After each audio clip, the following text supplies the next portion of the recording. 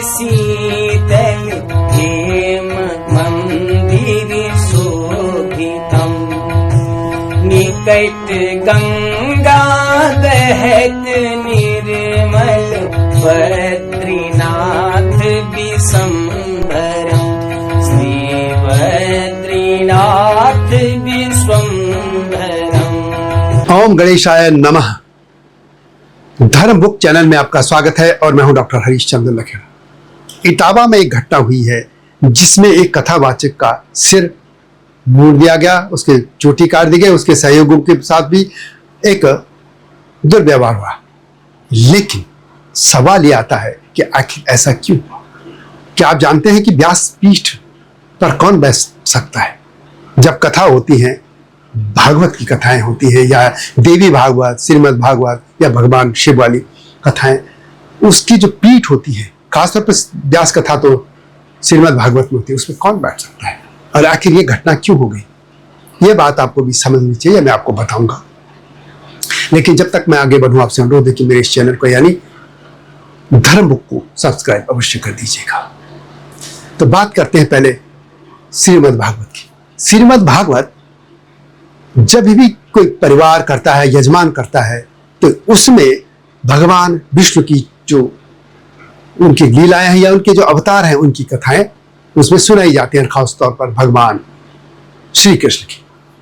और उसकी जो कथा सुनाता है उसको व्यास कहते हैं, क्योंकि ये मान्यता है कि भगवान व्यास ने ही सभी पुराणों को संकलित किया, अलग अलग उनको लिखा गया।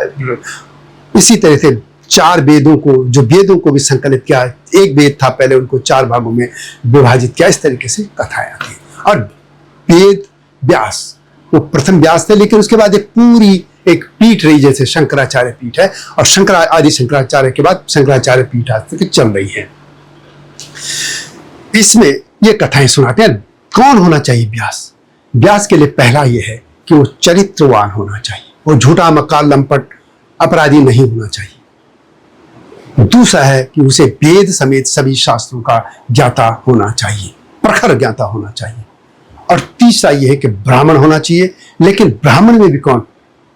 जिसमें वैष्णव धारा का, यानी जो भगवान विष्णु को पूजने वाला हो।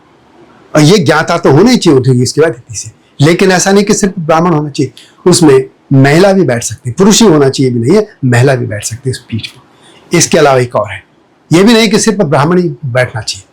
यदि जो व्यक्ति कथा करवा रहा या यजमान है, यदि वो किसी व्यक्ति से संतुष्ट है कि ये ज्ञानी है, चरित्रवान है, वो अपने वेदों का और जो भी शास्त्र है उनका ज्ञाता है, तो वो उनको व्यासपीठ पर बैठने की अनुमति दे सकता है कि आप कथा कीजिए। इसमें जाति कहीं भी नहीं है।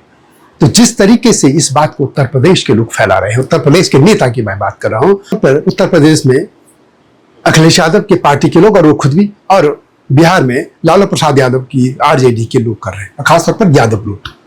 लेकिन ये भी समझ लीजिए कि सिर्फ और सिर्फ इसलिए कह रहे हैं कि ये मुकुटमणि जो जिसकी पिटाई हुई या जिसका जो भी हुआ वो यादव है। बात और बता दूं कि भारतीय संविधान सभी को कथा करवाने की अनुमति देता है।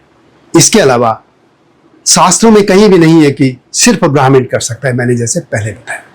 और बहुत से लोग हैं जो आजकल टीवी चैनलों में या जो कथावाचक हैं या जिनके चेले चपाट हैं, बड़ी संख्या में, और वो सभी ब्राह्मण नहीं है, नॉन ब्राह्मण है, बड़ी संख्या में। आप बात करते हैं कि इटावा क्षेत्र की ये बात है कि वहां बहुत से यादव लोग जो कथा कर रहे हैं, अच्छी बात है। मेरा तो मानना है कि सिर्फ यादव क्यों, दलित समाज के भी लोग या दूसरे समाज के लोग भी, जिसमें गुर्जर भी हैं, जाट भी हैं, यादव भी हैं, जिसमें भी समाज हैं, उन समाजों के लोगों को भी कथाएं करनी चाहिए, ताकि उनके समाज में भी भारतीय संस्कृति इन कथाओं की बात सुने। और जो लोग कहते हैं कथाएं सिर्फ गप हैं, गपोड़ हैं, बिल्कुल नहीं जी। ये मानिए कि ये कथाएं भी है, तो कथाएं आपको क्या संदेश दे रही है? सवाल है कि आप उसमें सिर्फ इतिहास क्यों ढूंढते हैं, उनका संदेश क्या है?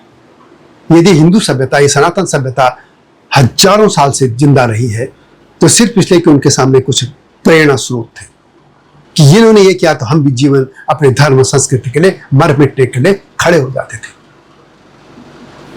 इसलिए ये कथाओं का महत्व है। और एक और बात समझ लीजिए कि औरंगजेब के जमाने में जब वो जनेऊ काटा था, या पहले से गुलाम हो खिलजी हो, लोदी हो, तुगलक हो, मुगल हो, इस तमाम जितने वंश हुए, इनमें जब अत्याचार हो रहे थे हिंदू पे, तो ये धर्म ग्रंथों को बचा कौन रहा था? ब्राह्मण ही बचा रहा था। और आज यही लोग उत्तर प्रदेश में जो एक जाति विशेष के नेता इस तरीके की बातें कर रहे हैं, वो ये भूल जाते हैं। और एक तरफ वो सोचते हैं कि ब्राह्मण तो सब कुछ अपना, या सवर्ण जितने भी लोग हैं, ब्राह्मण, ठाकुर, बनिया और भी जितने लोग हैं सवर्ण, वो लोग तो अपनी जाति भूल जाए।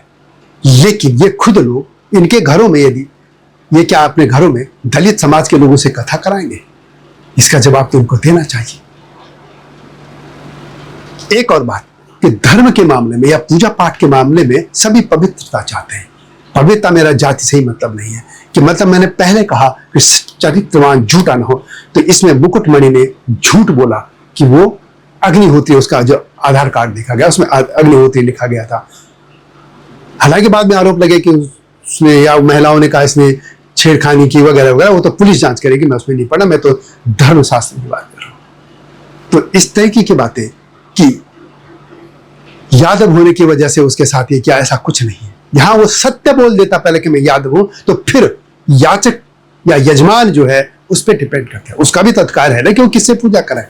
तो गलत बोल के, झूठ बोल के आप आए, तो आपने पहली जो योग्यता की उसकी शर्त है वो आपने गलत, उसको माना ही नहीं, तो झूठे तो आप थे।